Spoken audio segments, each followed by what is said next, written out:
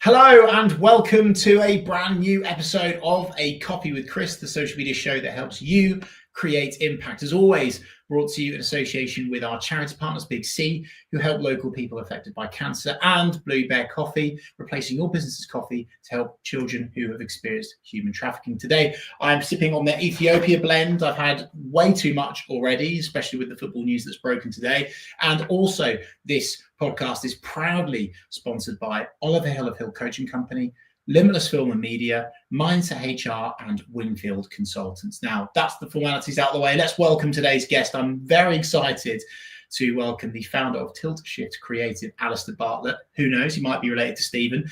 𝗖𝗵𝗁𝗲𝗲 Creative partner with premium brands to create video and photo content that goes beyond aesthetics. Alastair, welcome to A Coffee with Chris. We always kick off with the why. Video is everywhere, of course. Why do you think it's taken over social media? I think it's the connection that you can get.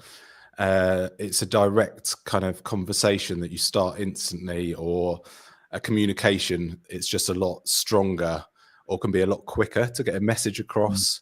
And people relate to it a lot more quickly.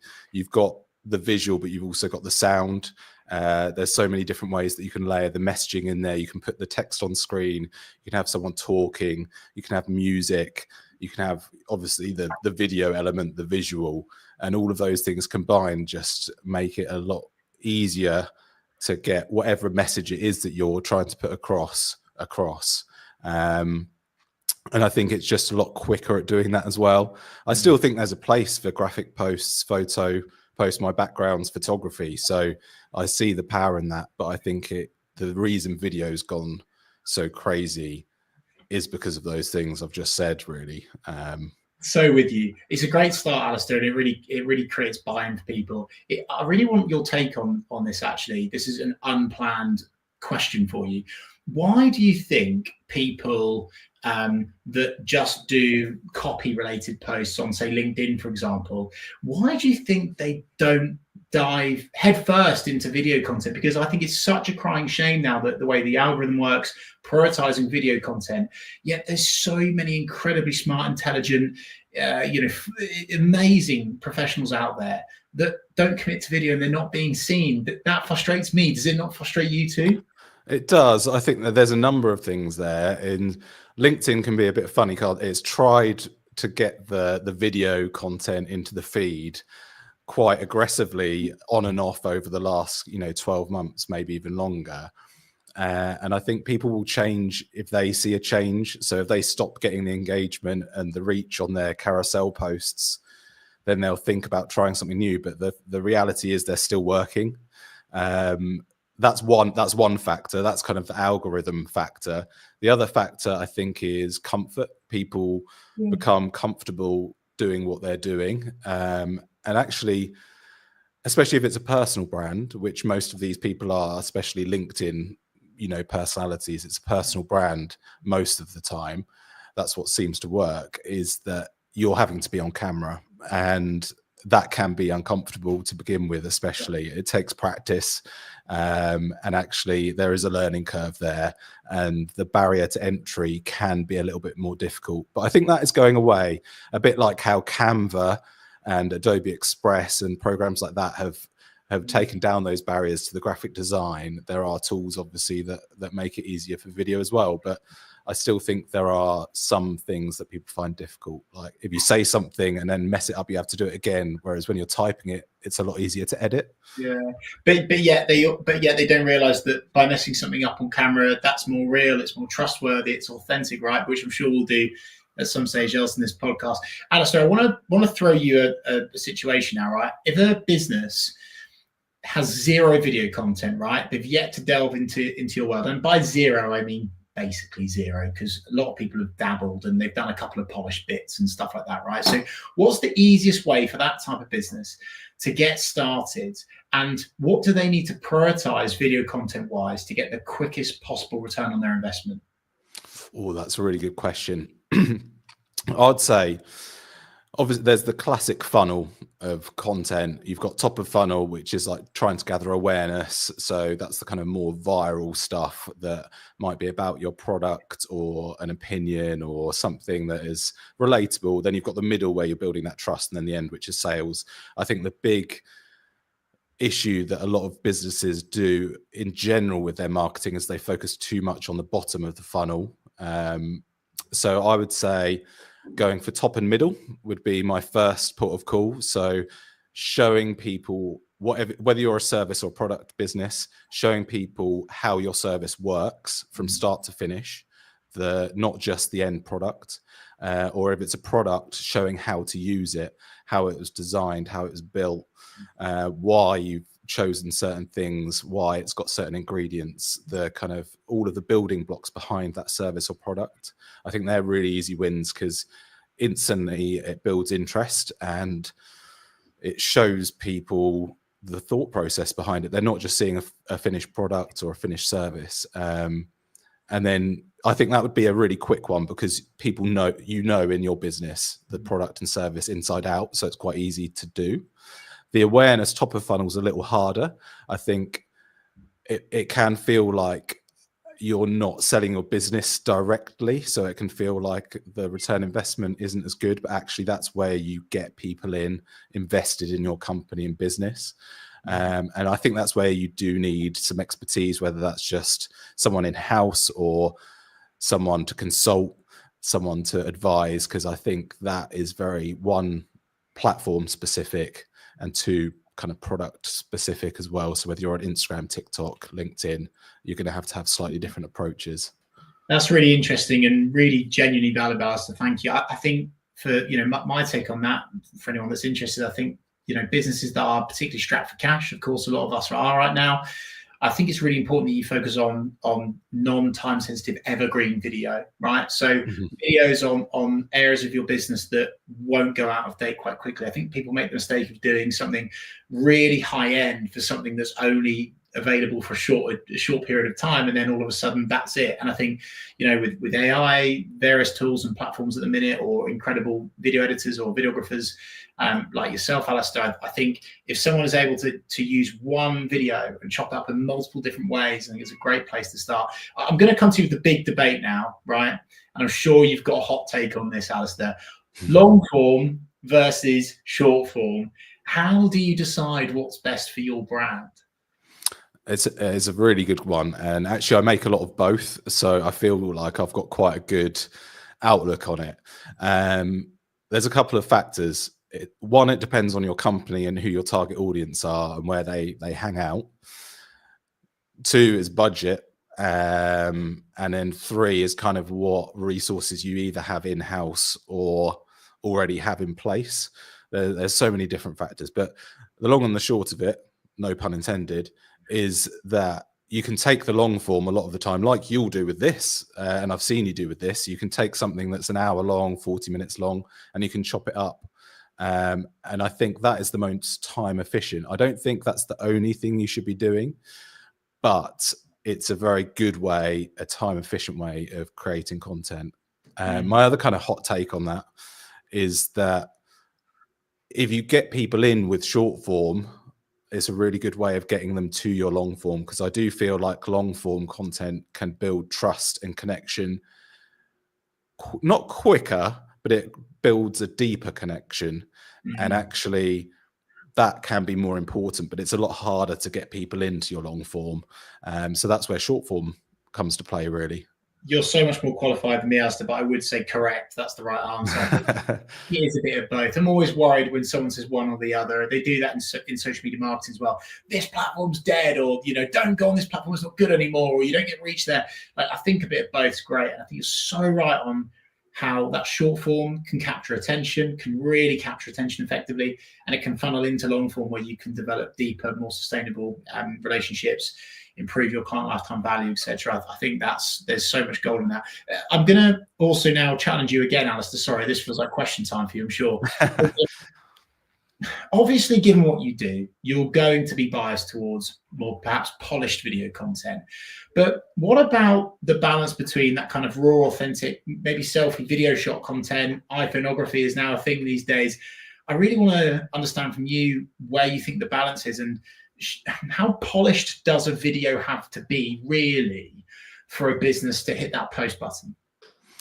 That's a really good question. I have to be quite careful with this one as well, I think. I think if you're a really big company and you're taking your marketing seriously, you do really need a balance of it all. Like, I think the phone content, I think, works best if it's user generated or employee generated, which is although I'm slightly torn with that. I don't know the legalities of that. Like, I think you did a post actually about curries who seem to be smashing it at the moment, and I just worry about are their employees getting compensated enough for their input into that. That's one of my worries, but it works. It works. It's great content. It's going viral. I think that side of things is really done well on a phone, especially if it's user generated or customer generated as well. So things like people unboxing, unwrapping, showing them using it in real life. But things like a founder film, which you talked about, like evergreen content, they're some of my favorite bits to produce actually, as a founder's film or a brand story video, where you're going slightly longer form, you're going into the why of the company, you're showing the behind the scenes. There's a bit of everything in there. And even sometimes bringing in client testimonials as well. You can really go to town with that. And I think if it's going to live on your website and be one of those bigger touch points, I do feel like the polish needs to be there. The only other thing that I have to say about that really is also what kind of business you are. If you are, one of my clients sells really beautiful high-end pianos. They sell them in Harrods. They've just opened up a showroom in New York. I think they should and do lean more towards the higher produced video quality because of that. No, I love that. There's a lot of wisdom in that, Alastair, actually, and I completely agree with you. As much as you don't want to necessarily definitively pander to a certain aesthetic if it slows you down. I'm a big believer in execution and perfection and getting video content out there.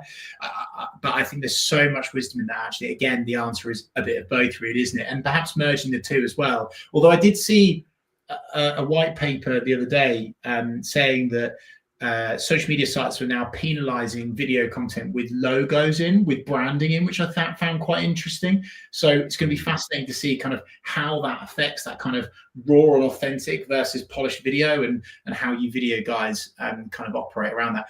What about revenue, right, Alastair? We're all in this to, well, mostly all in this to make money so we can sustain a living. What video content converts and actually drives revenue in your experience with your clients that you've done so well with over the years?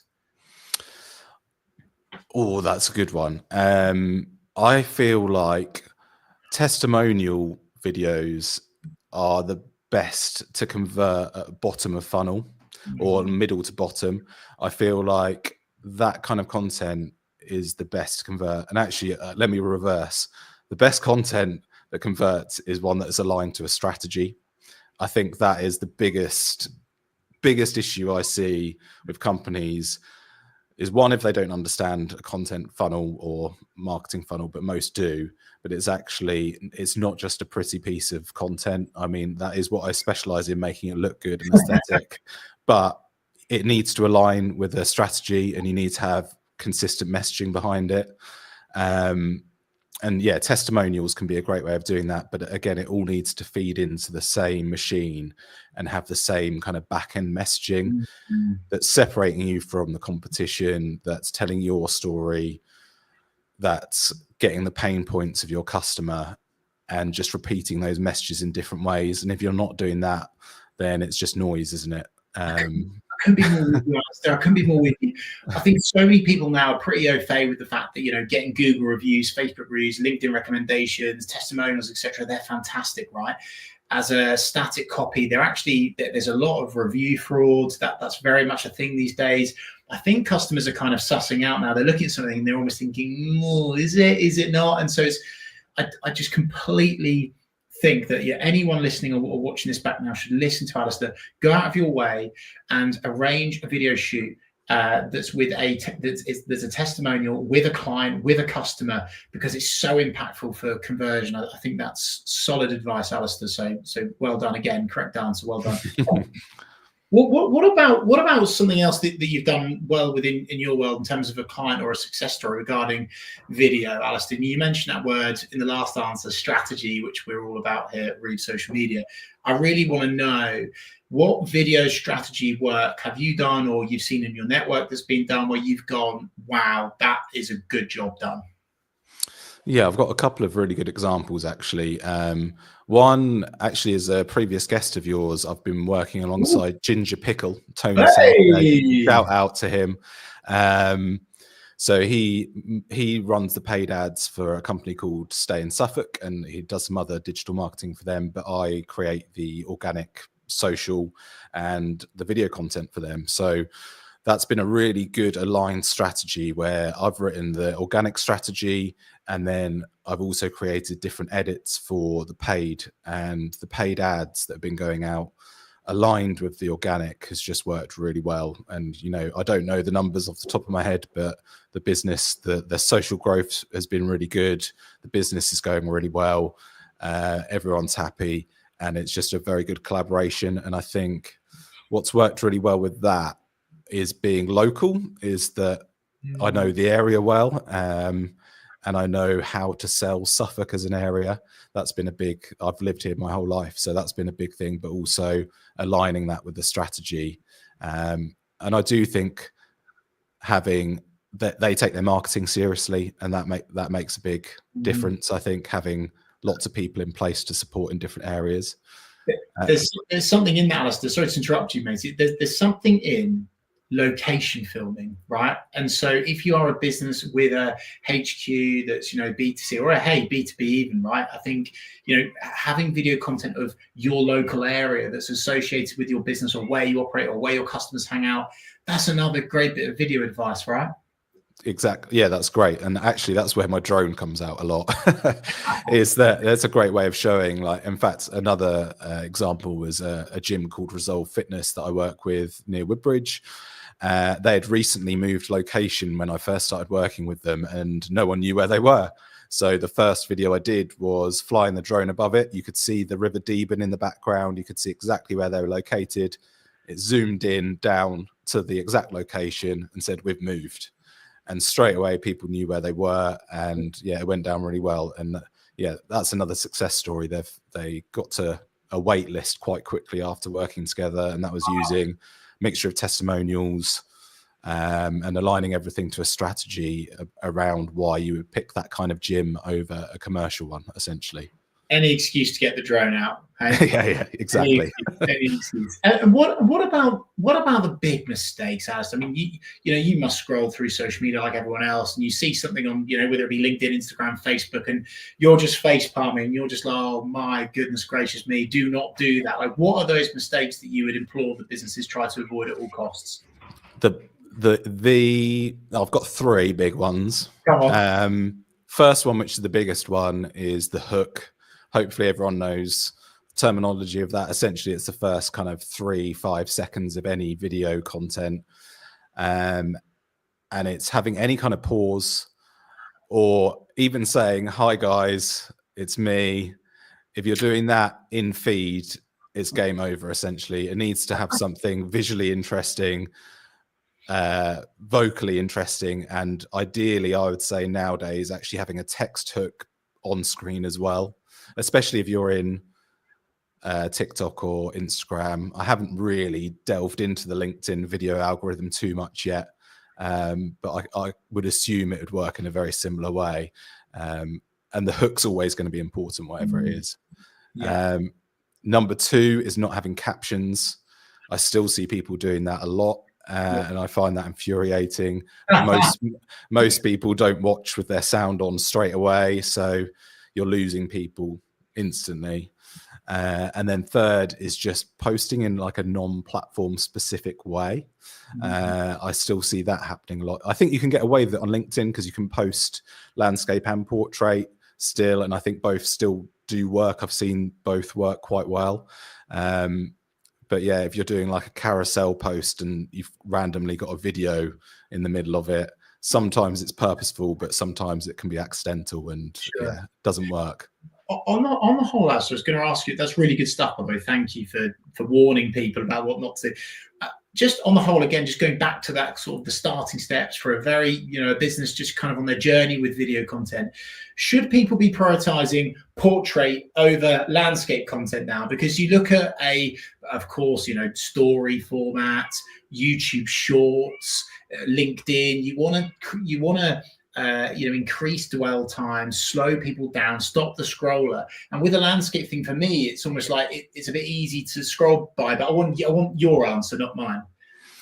Oh, yeah, it's a difficult one. Am I wrong? I could be wrong. Tell me I think on LinkedIn, I actually still prefer a landscape when I'm scrolling through, just because I feel like it stands out a bit better.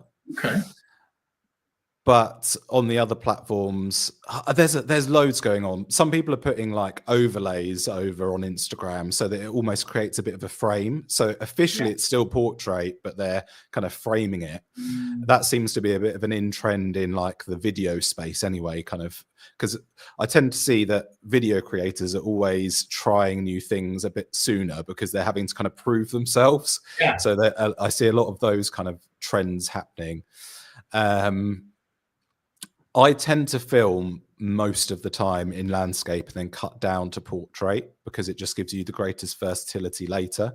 And again, when you're thinking about cost effectiveness, it kind of makes sense. And if you're filming with, maybe not with a phone, I think if you're filming with a phone, portrait, but if you've got a proper videographer in or someone in-house with the camera, landscape, because the quality now on them, you can cut down and crop down and you won't notice. So good advice. You just have to be careful. Careful with the framing. You do have to be careful, and I think that's my whole point of getting you on today, Alastair, and thank you so much for taking the time to do so. You know, my whole point was you do need to be careful, and in almost every answer you've given today, it's about balance and it's about consultancy and genuine advice and taking care, and you know, not just throwing anything out there, but at the same time not overdoing it. Like there is this constant balancing act, which is why it's so important that, you know, businesses watching this back now or live or listening to this back, they reach out to you for advice. Alastair, where can people do business with you? Is LinkedIn good for you? Yeah, LinkedIn's good for me. Tends to be where I hang out the most there, or Instagram. I'm 𝗖𝗵𝗃𝗲𝗲 on Instagram. I'm sure you can find it, or just search Alastair Bartlett. There's not many of me, especially spelt the way that I spell it, ALASTAIR, which still gets spelt wrong all the time. I'm not related to Stephen, but it is spelt the same. That's my hook out the window. That's my hook out the window. Alastair, thank you. Honestly, thank you so much for taking the time to come on the pod today and share your thoughts and feelings on video content. And I'd love to get you on for a round 2. How about that? Yeah, deal. Thank you so much. And thank you so much to everyone watching this and listening back. Hope you've enjoyed the episode. Any questions on video content, hey, why not comment down below in any of the social media sites comment sections, and myself and Alastair will get back to you. Thank you as always for tuning in to A Coffee with Chris. Thanks as always to our sponsors. I clearly need another coffee, and our partners. And I will see you this time next week for another episode of A Coffee with Chris.